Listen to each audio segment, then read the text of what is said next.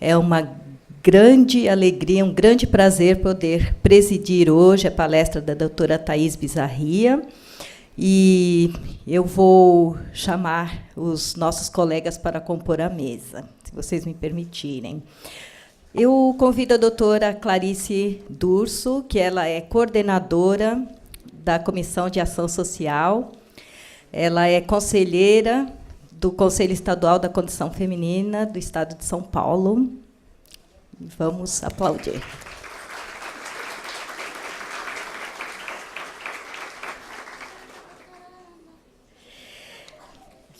Eu também chamo a doutora Cláudia Dalmaso Lino. Ela é advogada, especialista em arbitragem, consultora de gestão de conflitos e relacionamentos e conciliadora e mediadora do Sejus.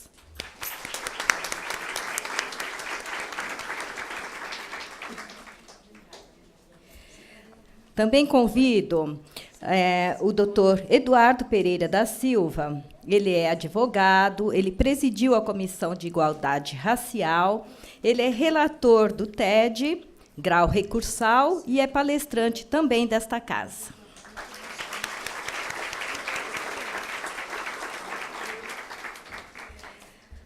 Convido o doutor Luiz Kogan. Ele é advogado, professor, mestre em processo penal e colunista do site Investimentos e Notícias.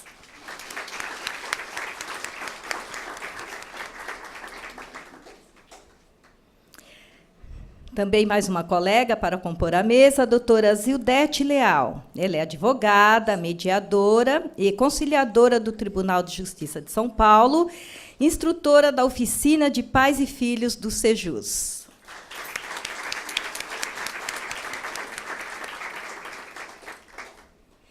E agora, com grande prazer e alegria, a nossa palestrante, a doutora Thaís Fernanda Bizarria.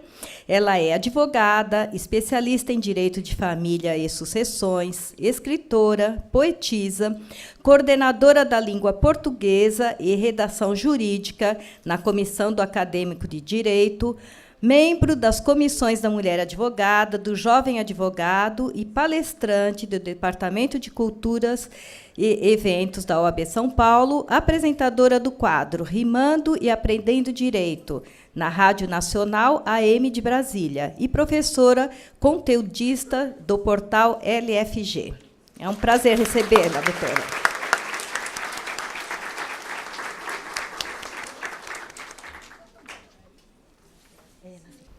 O tema hoje, falar sobre o novo Código de Processo Civil, é um tema extremamente importante. Nós falaremos sobre a Lei 13.105, de 2015. Vamos lá. Vamos falar da petição inicial. Pessoal, a petição inicial é a peça mais relevante. Ela é assinada por um advogado para preencher o pressuposto processual da capacidade postulatória, certo? Junto com a petição inicial, deve ser anexada a procuração ad judiciam, que é através dessa procuração que o cidadão outorga poderes para que o advogado haja em nome dele, ok?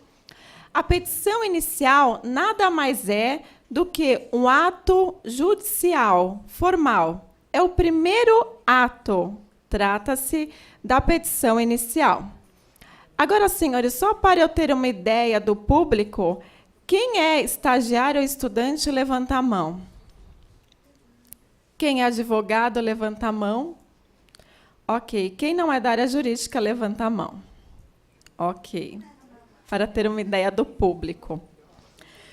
Bom, senhores, a petição inicial ela é feita quando existe uma pretensão resistida. Ou seja, você quer resolver um litígio, mas não existe a composição. Por isso que é elaborada uma petição inicial. E quais são os elementos da petição inicial? É a ação, a causa de pedir e o pedido. Aí eu pergunto, pode ser qualquer pedido? Não. O direito ele é formal, ele é cerimonial, Portanto, a petição inicial, ela deve seguir um esqueleto. Ela tem os seus requisitos. Alguns advogados fazem o preâmbulo, depois colocam dos fatos, dos fundamentos e dos pedidos. Tá? Ela tem que ter coerência à petição inicial, sob pena de ser indeferida. E falaremos sobre o indeferimento logo a seguir.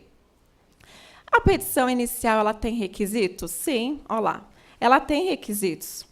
Aliás, o advogado, para advogar, também tem um requisito. O requisito para advogar é o quê? É ser advogado e estar inscrito nos quadros da Ordem dos Advogados do Brasil, certo? Na petição inicial também. Nós temos o requisito geral, tá? Os gerais, estão disciplinados no artigo 319, inciso 1 até o inciso 7, e nós temos os especiais, que estão disciplinados no 320.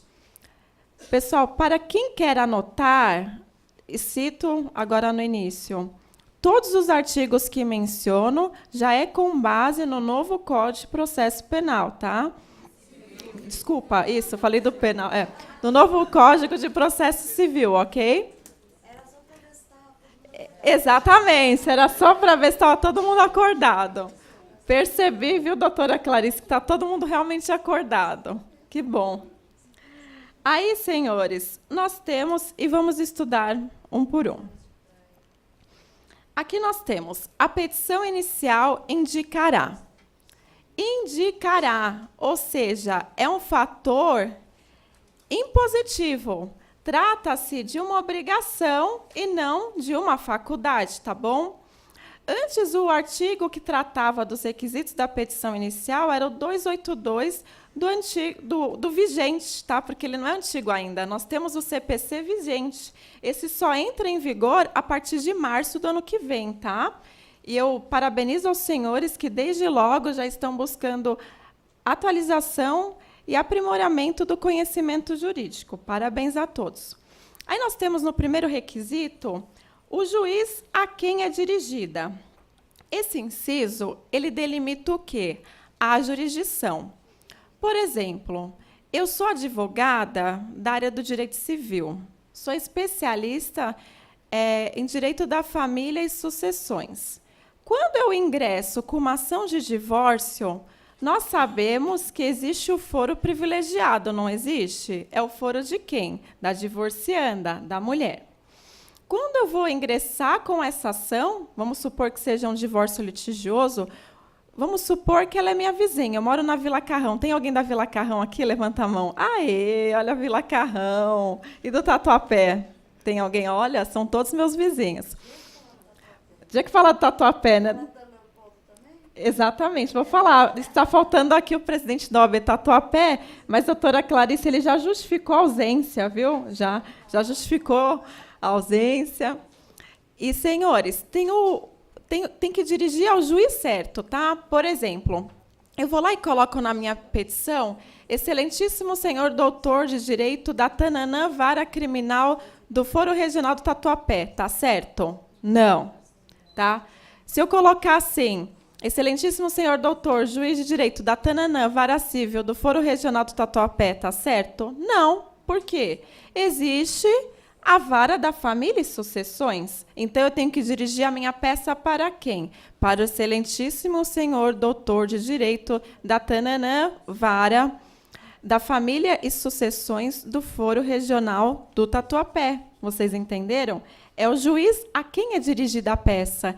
E a esse juiz é competência dele fazer o saneamento do processo, a realização das audiências, enfim, até a prolatação da sentença, ok? Nós temos o inciso 2. O inciso 2 ele foi alterado, bem alterado, inclusive. Nós temos o quê? Os nomes, os prenomes, o estado civil, a existência de união estável. Vamos parar aqui na existência da união estável. Pessoal, já com o artigo do novo Código de Processo Civil, artigo 73, ele dispõe que o cônjuge precisa do consentimento do outro quando ingressar de ações que tratam sobre direito real imobiliário, tá? E como hoje não, há muitos anos atrás, a união estável passou a ser equiparada ao casamento, é preciso mencionar, tá? Se tem essa existência de união estável. A profissão já existia antes, o número de inscrição no cadastro de pessoas físicas, nós já colocávamos anteriormente na petição, que é o CPF ou o CNPJ, quando trata-se de pessoa jurídica. Mas antes não tinha essa imposição do artigo. Hoje, com a alteração, nós temos. O endereço eletrônico. Hoje, tudo está girando em torno do mundo virtual. Portanto, agora é importante colocar, tanto do autor como do réu, o endereço eletrônico, que nada mais é do que o nosso e-mail. E vale citar também que, já que estamos no mundo, numa era digital, é importante também que você coloque na procuração o seu e-mail, tá? Não só o do autor e do réu. Na procuração, quando preenche lá, advogado, nomeia como seu procurador, fulano de tal, inscrito na OAB tal, com endereço comercial tal, endereço eletrônico tal. Coloquem lá também. Nós temos aqui o 3, o fato e os fundamentos jurídicos do pedido. O fato é historinha, é exposição da maneira como você vê o seu direito, tá? Por que a sua pretensão foi resistida? Isso seriam os fatos. Os fundamentos jurídicos, por exemplo, se trata-se de uma relação contratual. O que foi colocado nesse contrato? Existiu uma cláusula e essa cláusula não foi cumprida. Ou existiu uma cláusula penal de multa, juros, e ela não foi cumprida. A outra parte não pagou, por exemplo, não adimpliu. Portanto, é importante que seja indicado na petição os fatos e os fundamentos jurídicos. Nós temos também o inciso 4º, o pedido com suas especificações. Senhores, aqui nós temos o pedido imediato, que é aquele que você leva ao Poder Judiciário por meio da sua petição, tá? Esse é o poder imediato. E nós temos também o poder mediato, que é o pedido que você coloca ao final da sua petição. Eu não falei que tem que seguir um esqueleto? Fatos, fundamentos e pedidos? Tá? Esse pedido imediato seria esse pedido que é colocado ao final da petição inicial. Nós temos também o valor da causa. Aliás, é necessário o valor da causa para que o juiz possa analisar o valor que está sendo envolvido para tratar daquela situação jurídica, daquele conflito. O inciso 6. As provas com que o autor pretende demonstrar a verdade dos fatos alegados. Bom, esse inciso é autoexplicativo. E, por último, nós temos aqui o inciso 7, que foi alterado, totalmente alterado, que antes falava do requerimento da citação do réu, e hoje ele dispõe da seguinte forma: a opção do autor pela realização ou não da audiência de conciliação ou de mediação. Meu Deus do céu, o que é essa famosa conciliação e mediação que está sendo tão falada? Nós estudaremos no decorrer dessa palestra, tá ok, senhores? Vale citar sobre a conciliação que a menina dos olhos do novo Código de Processo Civil é a mediação e a conciliação, tá, senhores? O Código ele tem um olhar diferente para elas. E para que vocês entendam isso, eu vou usar como analogia uma situação real. Por exemplo, imaginem-se num bar, né? Você está solteiro ou solteira, tá? Quem está solteiro ou solteira aqui já está captando e prestando mais atenção na palestra, que está começando a ficar interessante. Você está num bar e começa e vê um moço ou uma moça que te chama a atenção. O que acontece? Você vai ter um olhar para essa pessoa diferente, não vai ter? Sim ou não? Sim. Esse bar vai estar cheio de pessoas, tem mais de 1000 pessoas, mas você vai dar uma atenção especial para quem? Para aquela que te chamou a atenção. Então, a menina dos olhos do novo Código de Processo Civil é a conciliação e a mediação. Portanto, prestem atenção. Rimou, tá vendo? Não tem jeito. Sem querer eu rimo. Aqui, senhores, lá no primeiro slide foi falado que tem os requisitos gerais, foram os que nós estudamos no artigo 319, do inciso 1 ao 7º. E aqui nós temos os requisitos especiais, que é o quê? O 320. Ele é autoexplicativo também. Dispõe o quê? A petição inicial será instruída com os documentos indispensáveis à propositura da ação. Então, o que acontece nesse artigo? Ele trata do momento processual em que serão produzidas as provas, sejam provas orais, testemunhais, documentais. Emenda inicial. Senhores, a emenda inicial, antes ela era tratada pelo artigo 284. Hoje, como vocês vislumbram, é pelo 321. Quando é necessário emendar uma inicial? Por exemplo, eu percebi aqui que a maioria é estudante, então eu serei bem didática, ok? Emendar é uma oportunidade para que o advogado emende, arrume o que está faltando na petição inicial, certo? Então, essa petição inicial, ela poderá ser emendada quando não preencher os requisitos falados lá no artigo 319 e nesse aqui, no 320 do Código de Processo Penal, tá? Ou quando... De civil, desculpa. Eu fiz de novo para ver se vocês estavam prestando atenção. Foi de propósito, é. Eu estou realmente... Para dar uma descontraída, o tema é novo e complexo, tem que dar uma descontraída. É tudo estratégia de palestrante, me entendem? Vai ser penal, tá? Não, mas eu vou falar do penal aqui, uma parte. Quando for da videoconferência, eu vou falar do penal. Aí eu vou trocar, falar de civil, para ver se vocês estão prestando atenção. Porque aqui é tudo combinado, tá? Você poderá emendar também quando houver um defeito ou uma irregularidade na petição inicial que dificulte o julgamento do processo. Portanto, você vai poder fazer essa emenda. E tem um prazo? Tem um prazo. E qual é esse prazo? 15 dias.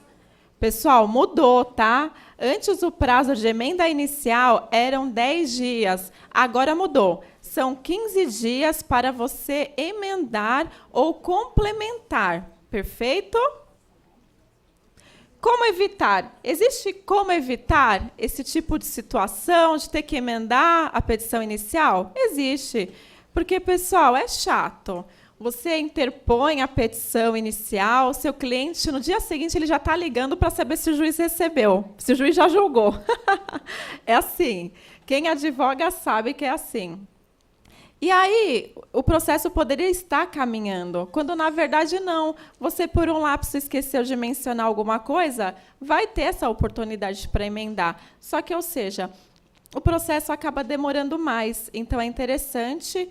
Como evitar? Vamos lá. É necessário ticar todos aqueles incisos que eu mencionei do 319, inciso 1 ao 7º, e o 320, que trata das provas. Essa é a melhor maneira de evitar esse tipo de amolação, ter que fazer uma emenda inicial, tá?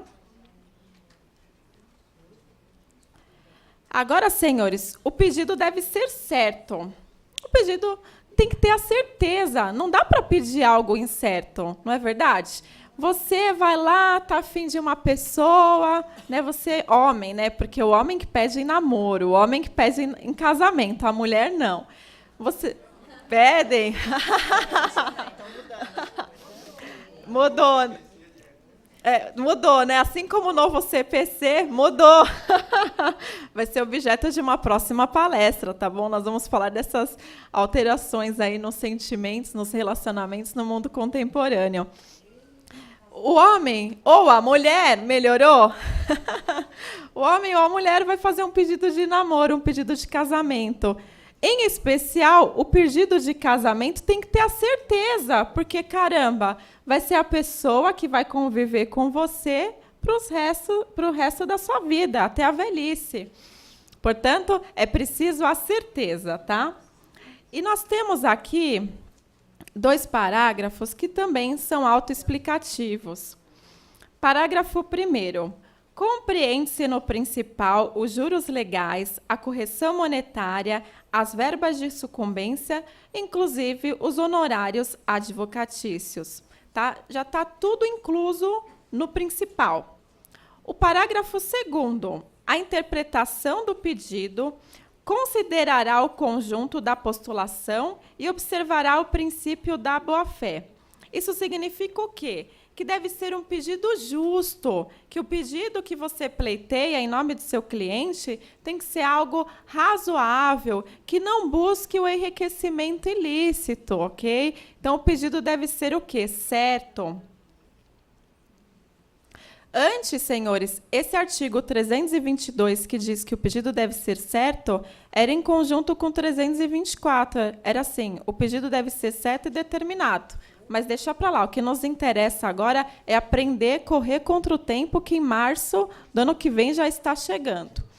Aí nós temos o artigo 324. O pedido deve ser determinado, ou seja, tem que ter determinação. Parágrafo 1º. É lícito, porém, formular pedido genérico? Sim, é possível. Em quais situações? Inciso 1. Nas ações universais, se o autor não puder individuar os bens demandados. Inciso 2.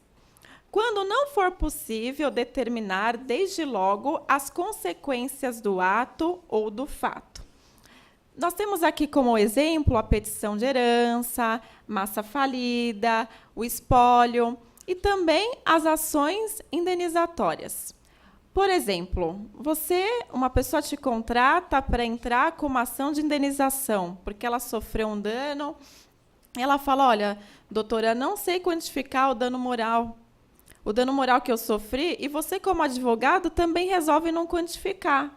E você deixa para que o juiz quantifique esse dano moral, porque, na verdade, você não sabe mensurar a dor sofrida pelaquela pessoa.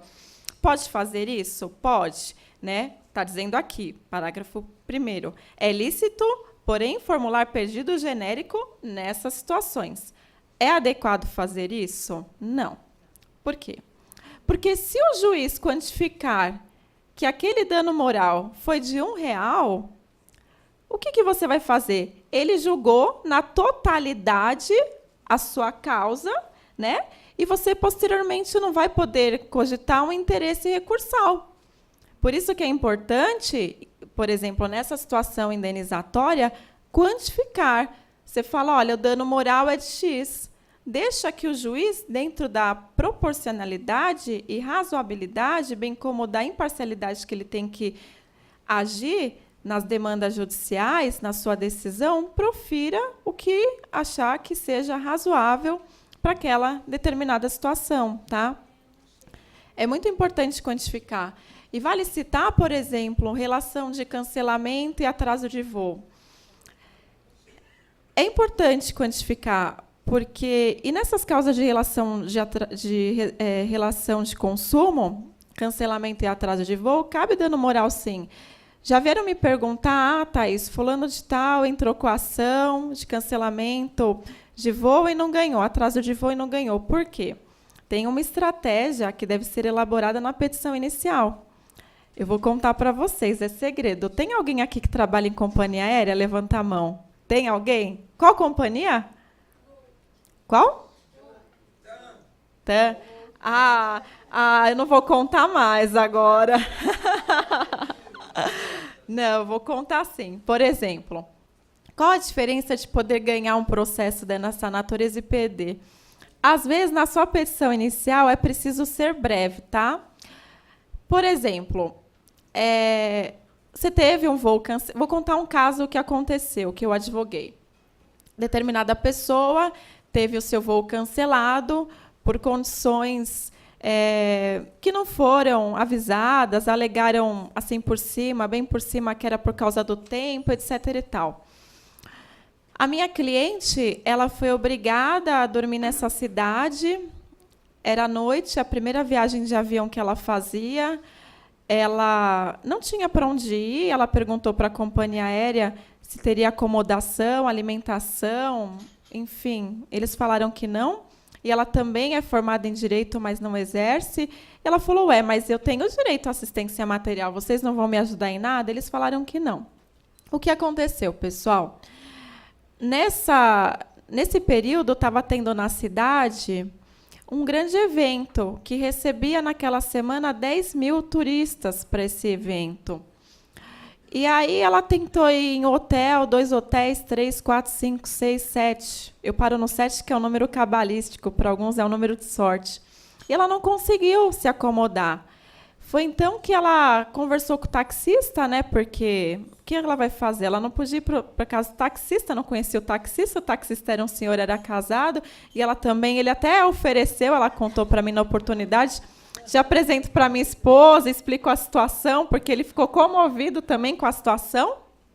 Mas, enfim, ela falou, não, pelo amor de Deus. Aí eles tiveram uma ideia, estavam passando num motel de beira de estrada, num hotel bem chinfrim, e aí eles falaram, vai saber se aqui tem, não é verdade? Vamos tentar entrar aqui.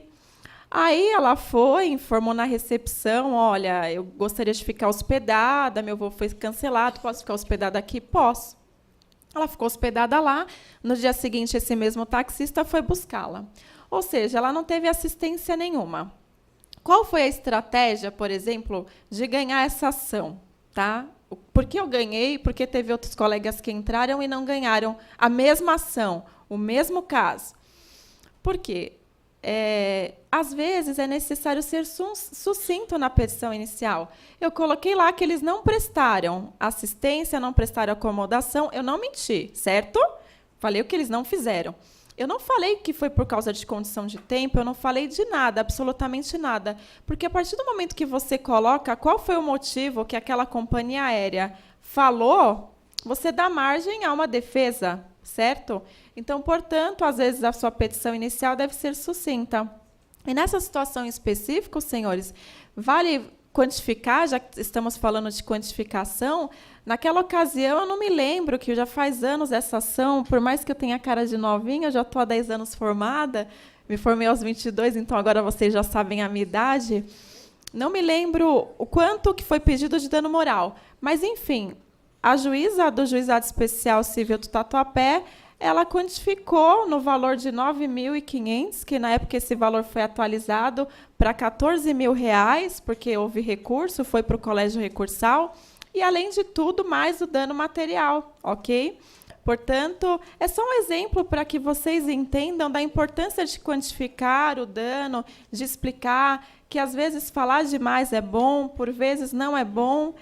São estratégias que devem se prestar atenção na elaboração de uma petição inicial. Aí nós temos o inciso 3.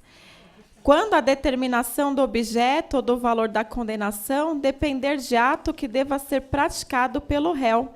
Por exemplo, aqui nós temos a situação de prestação de conta cumulada com pagamento de saldo devedor. Tá? Então, como você vai quantificar se a ação é de prestar contas, ou seja, para ele prestar as contas para você, cumulada com saldo devedor? Você não tem como saber o saldo devedor, porque ele tem que fazer a prestação de contas na defesa dele, para que você, logo em seguida, entenda qual que é o saldo devedor. Vocês entenderam ou ficou um pouco complicado? Deu para entender, né? Não? Então tá. Por exemplo, existe uma prestação, tá? Vou ler o inciso 3 novamente. Quando a determinação do objeto ou do valor da condenação depender de ato que deva ser praticado pelo réu. Por exemplo, é uma ação de prestação de contas. Para ele prestar contas de alguma coisa, tá? Juntar pagamentos que ele realizou, enfim. E essa ação ela é cumulada com pagamento de saldo devedor. Então, você entra com ação para ele prestar as contas acumulada com pagamento de saldo devedor.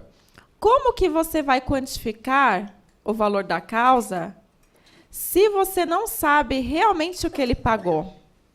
Você precisa que ele faça a defesa, preste as contas. Com essa prestação de contas, você vai analisar e vai saber qual que é o saldo devedor. Ficou melhor agora? Ficou melhor, né? Tá bom. Aí nós temos, senhores, o 330. Esse artigo é muito importante. A petição inicial, ela será indeferida quando for inepta. Quando ela é inepta? Quando faltar o pedido ou a causa de pedir. Quando o pedido for indeterminado. Ou quando a narração dos fatos não coadunar com a conclusão. E, por último, quando tiver pedidos incompatíveis entre si. Trata-se o quê? De uma petição inepta. Outra situação, a parte for manifestamente ilegítima. O autor carecer de interesse processual. E, por último, não atendidas as prescrições do artigo 106 e 321. O artigo 106, senhores, é aquele que fala que o advogado ele pode advogar em causa própria. Então, o advogado tem que informar os dados dele na petição inicial.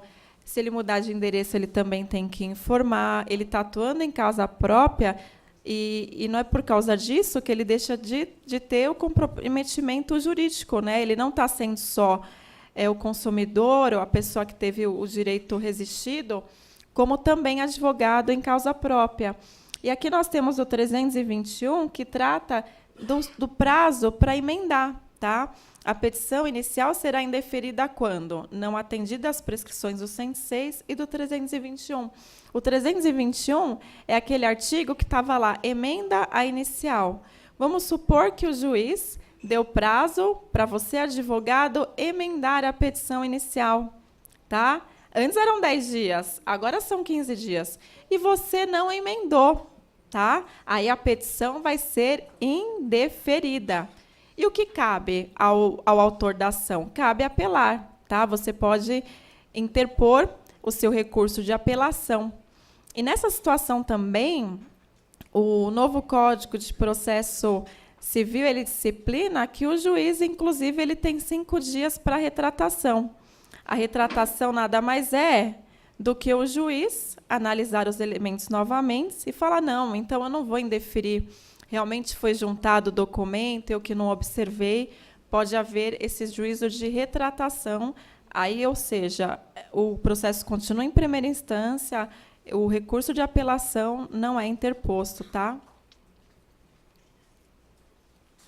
Agora, senhores, eu tenho... Quem gosta de música aqui, levanta a mão. Bastante gente, olha só, bastante gente. Que bom, muito bom. Eu tenho uma surpresa para vocês. Quem gosta de surpresa, levanta a mão. Todo mundo gosta. Quase.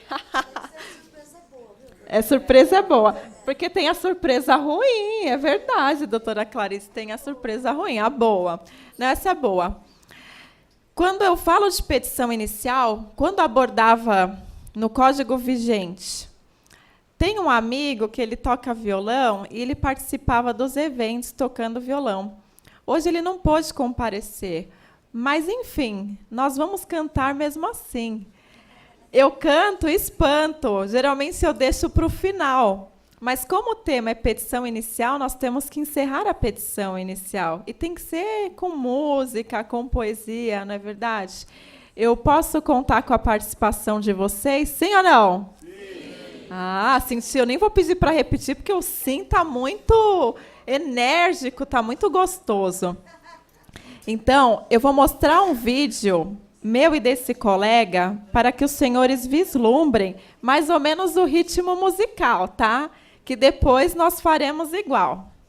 Quando autoriza a atuação, a petição inicial é a peça escrita em papel, direcionada ao órgão judicial, se a petição inicial estiver irregular, o juiz irá a parte proporcionar 10 dias pra emendar a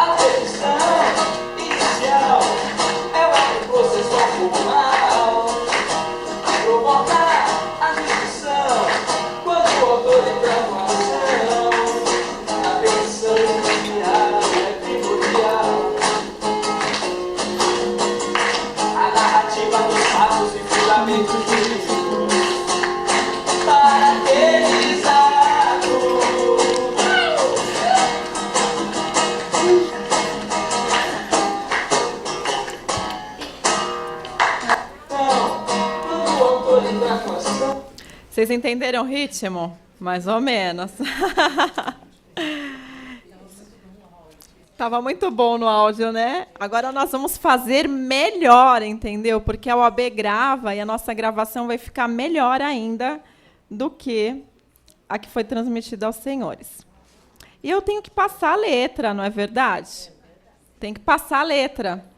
Vale citar, senhores, que nesse livro que eu mencionei, Rimando e Aprendendo Direito, eu menciono várias matérias que caem no exame da Ordem dos Advogados do Brasil. E esse tema, a petição inicial, também tem como fonte esse livro de minha autoria, Rimando e Aprendendo Direito. Eu tenho alguns marcadores de página aqui, inclusive depois, se alguém tiver interesse, pode vir pegar. E também, ao final, nós temos o preenchimento de algumas folhas que as meninas da OAB vão passar novamente, porque vai ter o sorteio desse livro, Rimando e Aprendendo a Ser Feliz, tá? Vou fazer um sorteio ao final do evento e já começam a cruzar os dedos aí e torcer para ser o felizado. Tanto do andar de cima quanto do andar de baixo, todo mundo está participando. Tem gente que não preencheu essa lista? Tem, né? Ô, Agostinho, você pode pedir para as meninas da OAB passarem, para o pessoal anotar nome e e-mail, tá? Eu disponibilizei essas listas aí no balcão de atendimento da OAB. Ah, já está circulando. Perfeito, Augustinho. O Augustinho é maravilhoso, gente. Esses funcionários da OAB são maravilhosos. Uma palma para o Augustinho, gente.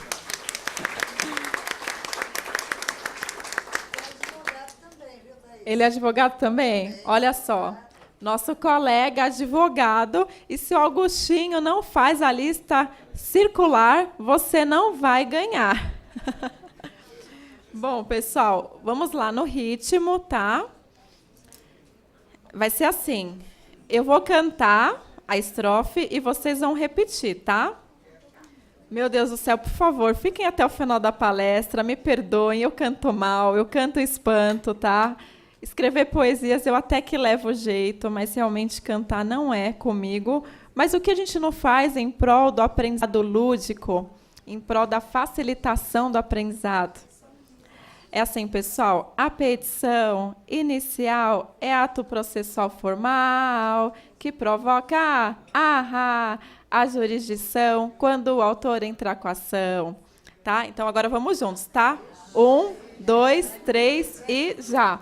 A petição inicial é ato processual formal que provoca a jurisdição quando o autor entrar com a ação. A petição inicial é peça escrita inaugural direcionada ao órgão judicial. Se a petição inicial estiver irregular, o juiz irá à parte proporcionar 15 dias para emendar.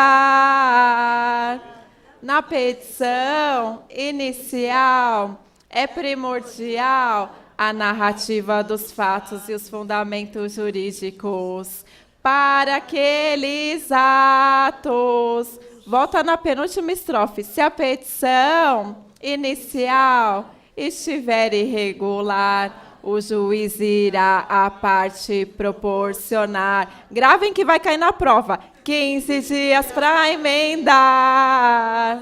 Na petição inicial é primordial a narrativa dos fatos e os fundamentos jurídicos para aqueles atos. Uau, parabéns! Uau, acertamos muito. Olha, realmente estão de parabéns aí, cantaram muito bem, hein? Adorei, adorei. Obrigada pela ajuda, viu? Ficou muito bom. Não ficou bom, doutora Ana? Ficou bom, doutora Clarice? Adorei. Mas tinha que ter uma música, viu? Tinha que ter a música. Tem que ter música, né? Vai ter música. Vou trazer a Ivone. Sabe a Ivone? Sei, sei. Então a Ivone, ó, vai dar um jeitinho nisso. Colocar a música, isso. Próxima vez eu vou trazer o meu amigo tocando violão, mas agora a doutora Clarice me deu uma ideia. Não precisa do violão, eu coloco o fundo musical, né? Fica maravilhoso. Colocar o fundo musical no slide. Pessoal, prepara. A próxima vez vai ter no slide. Eu clico assim no slide, já vem o fundo musical. E a gente só canta, fechado. Balada, viu? Como? Baladinha. Anitta, então, já que estamos no ritmo da Anitta, pessoal, prepara, agora é hora da conciliação e da mediação. Vamos mudar de tema. Preparado, sim ou não? Então, tá bom. Bom, senhores, a conciliação é um tema relativamente novo nas cogitações do legislador brasileiro e remota ao ano de 1998, quando começaram a existir as primeiras discussões sobre a conciliação e da mediação no Congresso Nacional. Até então, nós não tínhamos lei específica tratando da conciliação e da mediação. Quem tratava até então de ambos os temas é o CNJ, Conselho Nacional de Justiça, através da resolução 125, tá? Anotem essa resolução 125. Por quê? Se você eventualmente quiser ser um conciliador, você vai ter que se atentar a ela. Inclusive, eu tenho ela aqui. Depois, se alguém quiser consultar ou pegar emprestado, eu dou. Vai, emprestar não vai devolver mesmo. Melhor dar. É igual livro. Você empresta livro, não adianta, pessoal. Não empresta, tem que dar. Mas, doutora Zildete, você me emprestou 2 hoje? Eu juro que eu vou te devolver. Eu vou mostrar. Ela me emprestou 2 livros. Ela me emprestou hoje no início do evento 2 livros, que inclusive é objeto do meu próximo livro, que eu falo sobre mediação. Eu vou devolver, tá? E eu tenho essa testemunha. Olha quantas testemunhas. É muita testemunha. E, senhores, existe uso capião de bem móvel, entendeu? Então, você pega um livro emprestado, fica muito tempo com ele, já era. Você perdeu, já existe uso capião. Não se preocupe, doutora Zildete, eu devolvo. Aqui nós temos, senhores, algumas cartilhas também, tá? Eu quero mostrar cartilhas sobre conciliação do Sejusc. Eu entrei em contato com o Tribunal de Justiça de São Paulo e a Cris, que trabalha juntamente com o coordenador do Sejusc no nosso tribunal, ela forneceu algumas cartilhas, tá? Não tem para todo mundo, tem só algumas disponibilizadas. E alguns panfletos também. A doutora Zildete vai pegar aqui os panfletos. Isso, a indicação onde tem o Sejusc. E aqui algumas orientações da natureza que o Sejusc resolve, tá? O que o Sejusc concilia, faz a mediação. Mas, meu Deus do céu, o que é Sejusc? Né? O que é Sejusc? Quem sabe o que é Sejusc, levanta a mão. Olha lá, ok. Então, vamos lá, serei didática. Nós temos o quê? No artigo 165, o tribunal, ele é disposto nesse artigo, obrigada, a criação do Sejusc. Sejusc, Centro Judiciário de Solução de Conflitos e Cidadania. Vou repetir para quem está anotando. Centro Judiciário de Solução de Conflitos e Cidadania, tá? Isso que é o Sejusc. Senhores, pode pegar. O tribunal que trata da composição e organização do Sejusc, tá? O Sejusc nada mais é do que o responsável pelas sessões de conciliação e de mediação. Através do Sejusc é que serão desenvolvidos programas para auxiliar, estimular, incentivar e orientar a autocomposição. Como eu disse, a menina dos olhos do novo Código de Processo Civil é a conciliação e a mediação. Portanto, vocês têm que saber o que significa, tá? De repente, alguém fala, um vizinho, ai, doutor, eu posso procurar o Sejusc? Você nem sabe o que é o Sejusc. O Sejusc, a central é na Barra Funda, mas há diversos fóruns que possuem o Sejusc, que nós temos aqui no panfleto, não é verdade, doutora Zildete? Aí nós temos o quê? O conciliador e o mediador. O conciliador, ele atuará como, pessoal? Preferencialmente em situações que não houver vínculo, tá? Porque as pessoas acham que o conciliador e o mediador é a mesma coisa. Não, não é a mesma coisa. O conciliador, ele atua nas situações que não há vínculo. Já o mediador, ele atua nas situações que existe o vínculo. Qual situação, por exemplo, que existe o vínculo? Um caso de divórcio, um caso de alimentos, uma relação de condomínio, falta de pagamento do condomínio, porque existia um vínculo anterior e, por vezes, esse vínculo ainda vai existir. Porque, por exemplo, eu que atuo na área do direito, direito à família e sucessões, a pessoa quer se divorciar, mas tem um filho. Então, o contato com aquela pessoa vai ficar para sempre. Não existe mais a relação marital, o vínculo conjugal foi encerrado, mas o vínculo maternal, o vínculo paternal, esse não. Ele vai ser para sempre, tá? Então, por exemplo, numa situação dessa, quem é recomendado? O conciliador ou o mediador? Mediador. Quem é recomendado na casa de família? O conciliador ou o mediador? Mediador. Exatamente. O conciliador, ele poderá solucionar o conflito. Ele poderá dar ideias. Ele vai tentar fomentar com que as partes entrem em comum acordo e decidam. Mas se as partes não conseguirem, ele pode gerar uma ideia. Ele pode sugerir. Tá? Ele pode sugerir uma solução para aquele conflito. O mediador, não. O mediador, ele é o quê? Ele é um facilitador para o restabelecimento da conversa daquelas pessoas.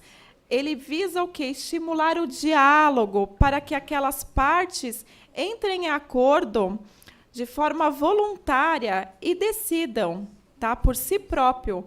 Por quê? Porque o mediador, ele não faz proposta, ele não sugere. E o conciliador, ele faz proposta, ele sugere. Vocês entenderam a diferença? Entenderam? Ficou bem claro, acredito, né? E é vedado também, senhores, ao conciliador qualquer causar uma situação de constrangimento, intimidação. O conciliador, ele é um instrumento para que as partes conciliem, cheguem num bom senso, tá? Em momento nenhum pode ter intimidação. Se houver qualquer intimidação, esse conciliador ou esse mediação, ele pode sofrer, inclusive, um processo administrativo, uma suspensão que é ordenada pelo juiz, tá? Daquele processo, que está analisando aquele processo, ou pelo juiz coordenador do Sejusc. Tá? Ele pode sofrer uma suspensão das suas atividades e um processo administrativo. Aqui, senhores, a conciliação e a mediação são informadas pelos princípios. E quais são esses princípios? Senhores, não pode haver qualquer influência externa. É o que eu acabei de falar. Não pode haver pressão. Tem que ter o quê? Essa independência. A imparcialidade significa o quê? A equidistância que deve manter o conciliador e o mediador das partes. Tá? Autonomia de vontade. Autonomia da vontade, as partes estão lá, elas têm liberdade de decisão. Aliás, elas estão lá realmente para decidir. Através da conciliação, senhores, e da mediação, não é um juiz que vai julgar o caso do seu cliente, o caso. Quem vai decidir é a própria parte, tá? Vai ser ele ou ela que, em comum acordo, vão decidir, não uma terceira pessoa, porque o juiz é uma terceira pessoa que resolve aquele conflito, aquele litígio. Nós temos também a confidencialidade. Tanto o conciliador como o mediador, ele vai manter em pleno sigilo todas as informações que foram prestadas naquela sessão de conciliação ou de mediação. E, senhores, prestem atenção. Eles têm que ficar com ampla liberdade para falarem. E tudo que for falado lá jamais poderá ser fundamento de uma eventual decisão judicial. É importante que seja mencionado isso. Porque, às vezes, na presença do juiz, a parte, não é verdade, doutora Zedate, ela fica com receio de falar alguma coisa. Na audiência de conciliação, na de mediação, não. Ela tem que ficar à vontade, tem essa autonomia de vontade. Ela tem que ter essa liberdade, porque o que ela falar, hipótese nenhuma, vai ser usado como fundamentação de uma decisão. Agora, se as partes de comum acordo, embora o termo da audiência de conciliação ou mediação seja infrutífera, mas ambos queiram que faça constar no termo alguma coisa de comum acordo, pode fazer isso? Pode, tá? Desde que haja o comum acordo. Nós temos o quê? A oralidade e a informalidade. Eles são primos irmãos. Significa o quê? Que os atos serão orais e também que as regras procedimentais terão ampla liberdade. Decisão informada. O que significa, senhores? O jurisdicionado ele deve ser informado de todos os seus direitos e do contexto daquela situação que está sendo analisada, daquela situação que está tendo o litígio. Ele precisa ser orientado aos seus direitos, para não correr o risco que haja uma decisão surpresa, tá? Por isso que existe agora esse princípio da decisão informada. É importante informar o jurisdicionado dos seus direitos. A cartilha tem que ficar aqui. Sejusc, para vocês irem gravando o Sejusc. Pessoal, eu quero, mais uma vez, sentir a energia de todos os senhores.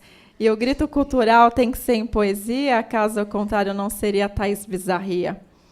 Eu falo, para a morosidade, digo não, vocês falam, viva a conciliação e a mediação. Perfeito? Para a morosidade, digo não. Viva a conciliação e a mediação. Para a morosidade, digo não. Agora alto, muito mais alto, para o nosso diretor que está nos assistindo ouvir, hein? Para a morosidade, digo não. Viva a conciliação e a mediação. Palmas para todos vocês.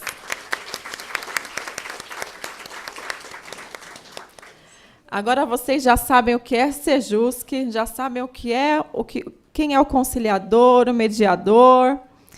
E aqui eu disponibilizo também, senhores, na minha fanpage, diversas poesias e aprendizados lúdicos, tá? Tudo que eu colocar aqui, por exemplo, eu vou disponibilizar na minha fanpage. Depois, se tiverem interesse, me adicionem ou curtam, né? Na fanpage tem que curtir, é Thaís Bizarria, tá?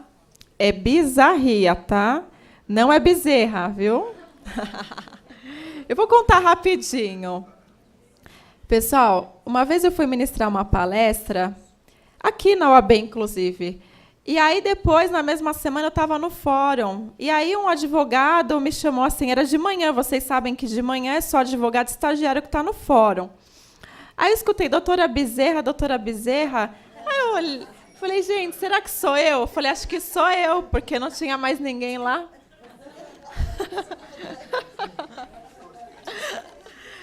Aí eu olhei para um lado, olhei para o outro, lá só tinha eu. Foi então que aquele doutor veio na minha direção, me prestou uma calorosa saudação, teceu os comentários do que ele achou da palestra, que fica realmente mais fácil aprender em poesia. Eu agradeci, falei, doutor, muito obrigada, mas meu nome não é Thaís Bezerra.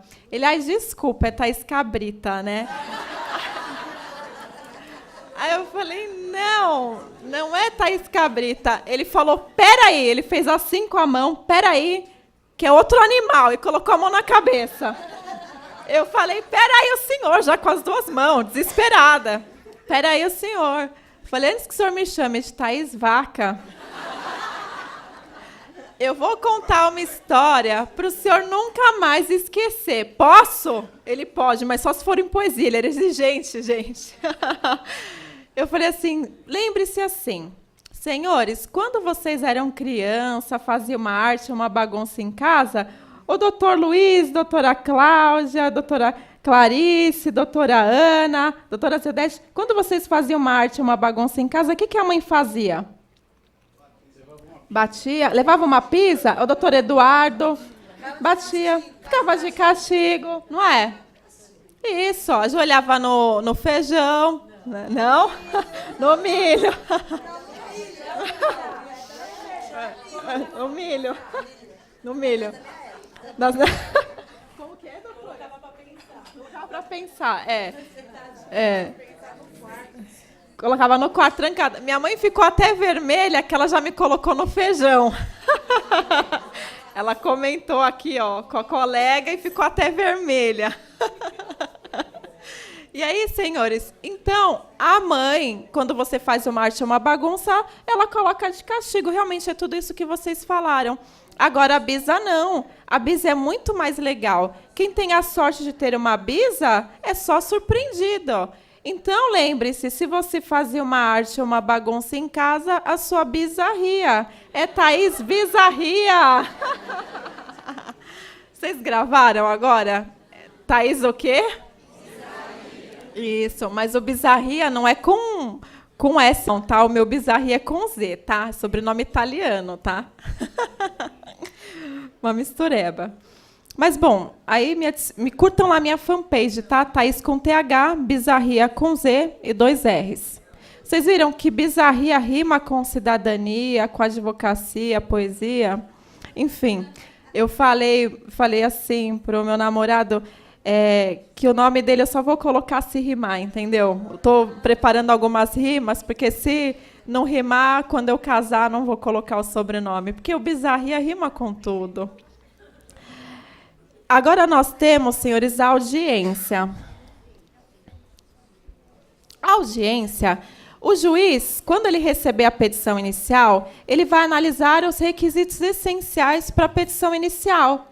Certo? Está onde? No 319 e 320. Aonde estão os requisitos essenciais da petição inicial? Quais os artigos? Que desânimo! Qual que é o artigo? É no Código Penal, não é no processo civil. Brincadeira, pessoal. Então, quais são os artigos? Tem os requisitos essenciais da petição inicial? Isso. Então, o juiz vai analisar se existem os requisitos indispensáveis que estão nesses artigos e também se não for caso de improcedência liminar do pedido, que tem casos que existe a improcedência liminar, quando, por exemplo, na petição inicial é pedido algo que tem súmula do STF, do STJ, tá? Aí acontece o quê? A improcedência liminar do pedido. O juiz analisando tudo isso, tá? E verificando que a petição preenche os requisitos legais, está de acordo com a legislação, com o Código de Processo Civil, ele marca a audiência. E o que é importante dizer, pessoal? Está aqui, ó, realizada antes da apresentação da resposta do réu. Antes. Atualmente, no Código vigente, existe audiência que é chamada de preliminar, a audiência de conciliação hoje é chamada de audiência preliminar, e é realizada depois da apresentação da contestação. Então, a partir da vigência do novo CPC, vai ser realizada antes da apresentação da resposta do réu. Voltamos ao slide, para que possamos continuar o assunto. O juiz ele designará com antecedência de 30 dias essa audiência de conciliação, tá? E o réu deve ser citado pelo menos 20 dias antes, tá? 20 dias de antecedência. Aí nós vamos ao slide, ao próximo. Eu pergunto aos senhores, pode haver mais de uma sessão de conciliação ou mediação? Pode, muito bem. está disciplinado no artigo 334, parágrafo 2º, artigo 334, parágrafo 2º do novo CPC, tá? Só que ela não pode exceder 2 meses da data da última sessão de conciliação ou mediação, tá? Porque aí perde aquele objeto, tem que resolver aquele conflito em um lapso temporal pequeno, tá? É importante citar também que o artigo 334 do novo Código de Processo Civil, ele tem 12 parágrafos, onde disciplina exatamente como que é a audiência. Então, não entre em desespero, tá? Está tudo disciplinado no novo Código de Processo Civil. Vale citar o 12º, que eu achei muito bacana, que ele cita o intervalo, que no intervalo de uma conciliação e mediação, entre uma e outra, tem que ter o mínimo de 20 minutos. Por quê? Porque é 20 minutos para aquela parte conversar, respirar fundo, beber um copo d'água, tá? Aí, inclusive, se durante esse período não conseguirem chegar num acordo, mas percebe-se que aquele acordo está muito próximo, com certeza é designada uma nova conciliação que não poderá exceder o quê? 2 meses. Não poderá exceder? 2 meses. Isso. A audiência não será realizada se ambas as partes manifestarem expressamente o desinteresse, tá? Aí as audiências não poderão ser realizadas. Olha lá. A audiência não será realizada se ambas as partes manifestarem expressamente o desinteresse. Quando que o autor demonstra o seu desinteresse? Na petição inicial. Vocês lembram lá no artigo que é requisito essencial da petição inicial, que já tem que colocar lá no inciso 7º, tem que colocar se você quer ou não a conciliação e mediação. Se você não quiser, não tem problema. Você pode até colocar um parágrafo assim: não quero a conciliação, sou intransigente. Na verdade, o meu cliente é intransigente, não quer a conciliação. Pode justificar ou nem precisa justificar, tá? Pode simplesmente colocar que não quer. E o réu, quando que o réu tem que avisar, né, se ele quer audiência ou não? 10 dias antes da audiência, tá bom? Agora nós temos a sanção para ausência injustificada. O não comparecimento na audiência de conciliação, pessoal, é diferente com a vigência do novo Código de Processo Civil. No Código vigente, nada acontece. No novo Código, prestem atenção quando houver intimação para uma audiência de conciliação ou mediação. A ausência injustificada, prestem atenção, injustificada, tá? É ato atentatório à dignidade da justiça e será sancionado com multa de 2% da vantagem econômica ou do valor da causa. E esse valor é revertido para onde? Para o Estado ou para a União, tá? Não é para outra parte, é revertido para o Estado ou para a União. Atualmente, quem advoga, é audiência de conciliação, nem liga. Não vai, simplesmente nada acontece. Está diferente. Tá? Com a vigência do novo Código de Processo Civil, pasmem, vocês vão receber até multa. Portanto, é muito importante prestar atenção e já avisar os colegas da importância da conciliação e da mediação no novo ordenamento. Ótimo, né? Maravilhoso.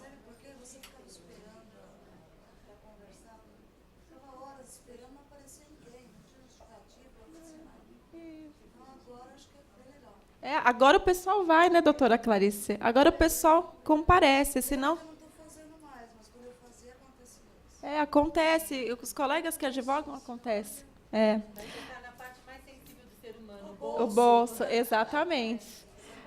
Aí vão cantar para ele assim: prepara, que agora é hora de colocar a mão no bolso e pagar.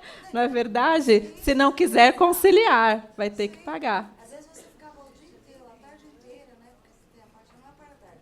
Às vezes você ficava aguardando e aí eles não apareciam para fazer conciliação. É incrível. Nunca vi um negócio desse.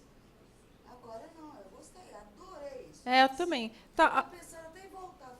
Isso, volta, doutora. Gostou dessa? Que bom. Aí nós temos aqui, pessoal, o artigo 334, que fala do meio eletrônico. Poderá haver audiência de conciliação ou mediação pelo meio eletrônico? Sim, tá? Aí entra o processo penal, que eu estava esperando falar do processo penal, viu, doutor Luiz Kogan, que ele atua na área de direito criminal.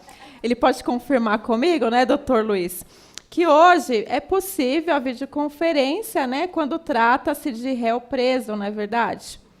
Existe uma lei específica que trata. Aqui também, gente, no novo Código de Processo Civil, também poderá existir a videoconferência. E vai facilitar bastante, senhores. Por quê? Porque, às vezes, uma parte mora aqui em São Paulo, a outra mora em Bauru. Exatamente, as comarcas são diferentes. Portanto, vai resolver o conflito visando sempre a celeridade e a economia processual. O parágrafo 9º, eu coloquei aqui no slide, por quê? Fala, dispõe-se, porque o código não fala, tá? Eu não gosto quando eu ouço, às vezes, palestrante famoso falar assim, o código fala. Não, o código não fala. Quem fala somos nós. O código dispõe, tá? Então, conforme disposto no nosso novo Código de Processo Civil, no parágrafo 9º, as partes devem estar acompanhadas por seus advogados ou defensores. Viram lá? Porém, senhores, a sua ausência não impedirá a audiência de conciliação ou mediação, tá? O que é importante? As partes estarem lá. Como dito anteriormente, na conciliação e na mediação, quem decide? Não são as partes? O advogado é uma pessoa instruída que vai orientar melhor determinada pessoa sobre o seu direito. Mas, se ela comparecer e o advogado não comparecer, não tem problema. Mas a parte tem que comparecer sob pena de responder em multa, como falado anteriormente. Quem poderá ser conciliador ou mediador? Inscrito no Cadastro Nacional do Tribunal de Justiça e também do TRF. Aí, senhores, o que é preciso para ser mediador ou conciliador? A capacitação necessária.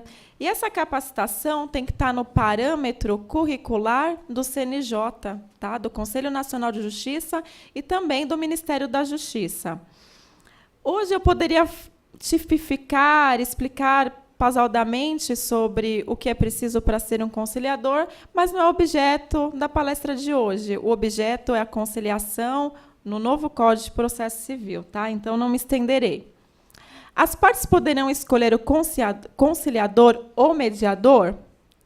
Sim, senhores. Isso está no artigo 168, no caput.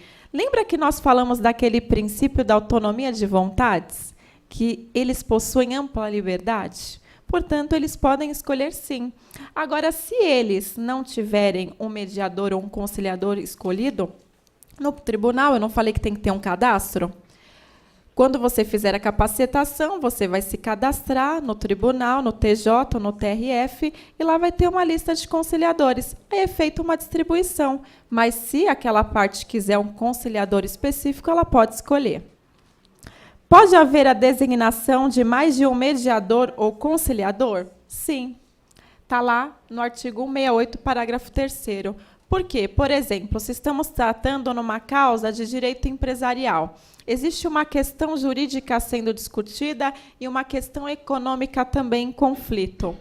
Por que não chamar para audiência o advogado, o economista, quando se tratar de um menor de idade, um caso de regulamentação de visita com assistente social? Por que não? Tá? Pode haver a presença de mais de um mediador, mais de um conciliador.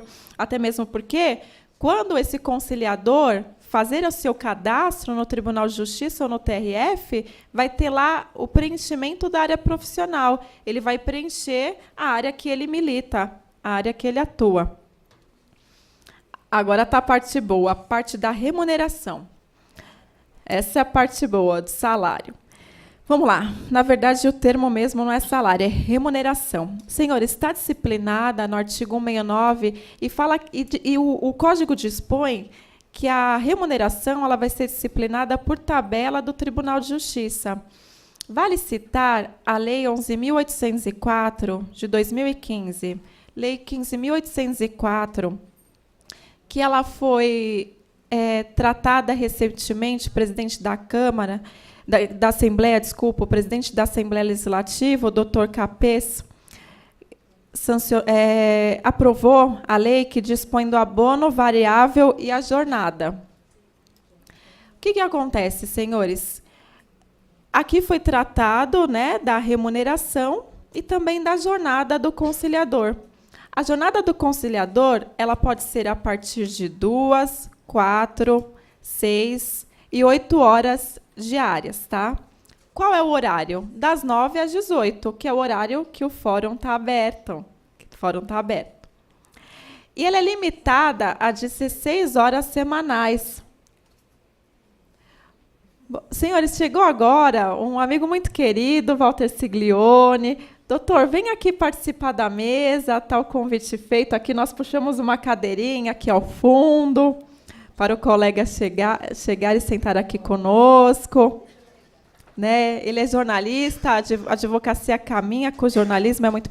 Isso, está batendo palmas para o nosso querido amigo.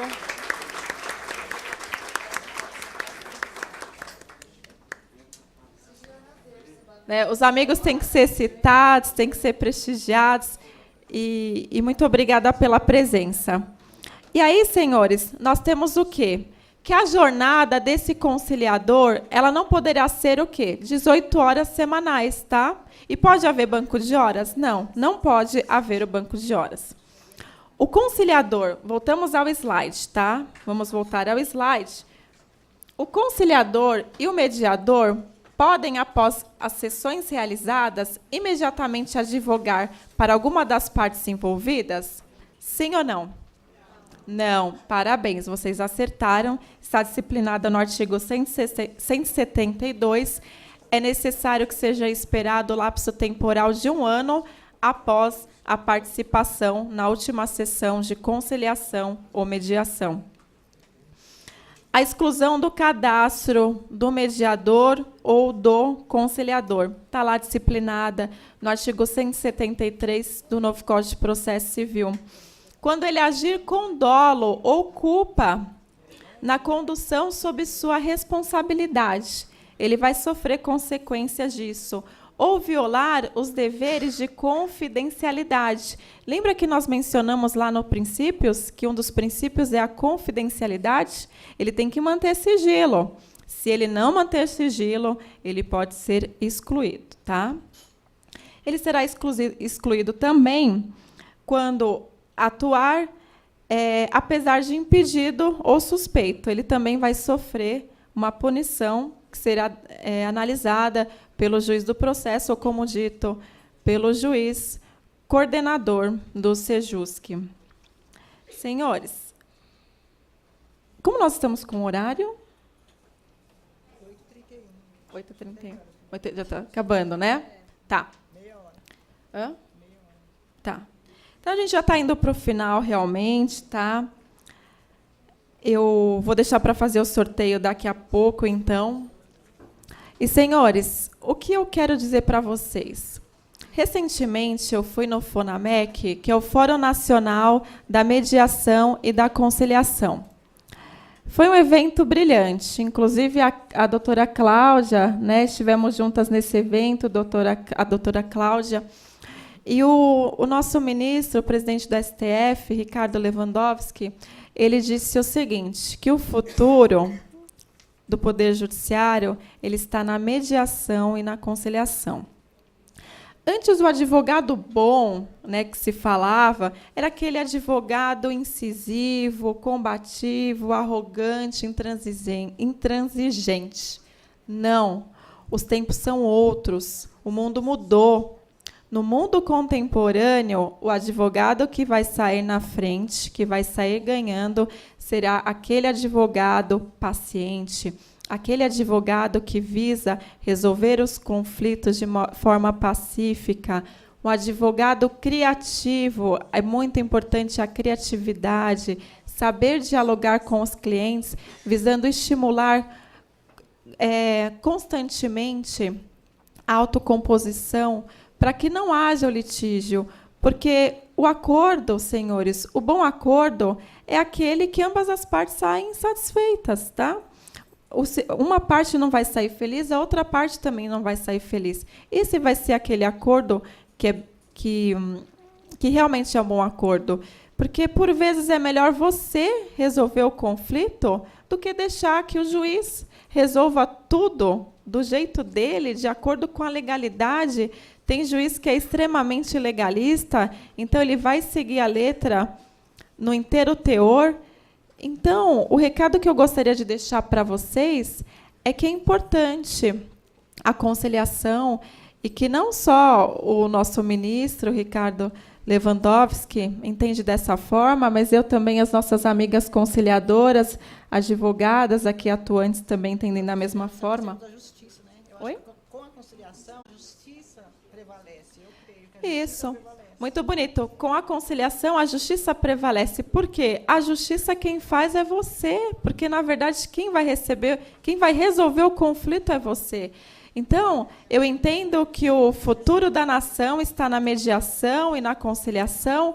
Portanto, se você tem interesse, é primordial fazer um curso de capacitação e também abrir a porta do seu coração. Tem que dar uma rimadinha.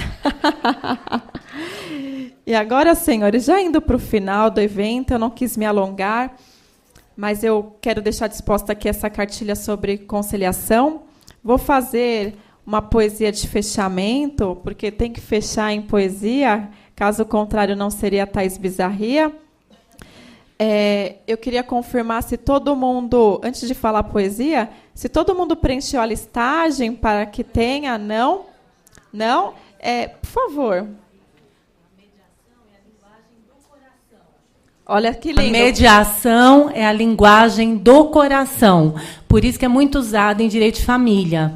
E tem a mediação também, além da mediação judicial, que tem do SEJUS, Centro Judiciário de Solução de Conflitos, existe a mediação extrajudicial, que é a mediação privada, que é um outro trabalho também de mediação, tá bom? Que é a linguagem do coração. Isso, muito lindo. A mediação é a linguagem do coração. E uma hora, por que não nós falarmos sobre a mediação extrajudicial e a mediação judicial, né, doutora Cláudia? Porque, inclusive, tem uma lei específica. Inclusive, a lei ela é bem grande, está aqui, ó. A lei, ela está aqui, tá? Nós temos aqui os 5 pontos da nova lei de mediação. Vale citar aqui: qualquer pessoa que tenha confiança das partes poderá ser mediador extrajudicial. O mediador judicial precisa ser graduado há pelo menos 2 anos em curso superior. A remuneração do mediador será pago pelas partes do processo. Na mediação extrajudicial, não há prazo definido para a conclusão do procedimento e a mediação judicial deve durar até 60 dias. Mas, senhores, é um outro assunto, tá? O assunto de hoje era o CPC. Aqui é uma lei específica, seria um outro evento, uma outra palestra. E agora eu gostaria de saber se está passando a listinha. Passou a listinha aqui e lá em cima, né? Aqui não. Quem não assinou a lista, levanta a mão, por favor, fica com a mão levantada. O Augustinho vai passar. O Augustinho vai passar. É só colocar nome e e-mail, tá? Coloca o nome e o e-mail. Tá? E fica com a mão levantada que o Augustinho vai passar. Tá bom? E agora, enquanto isso, Augustinho, cadê o Augustinho? Ele foi buscar as folhas, tá, pessoal?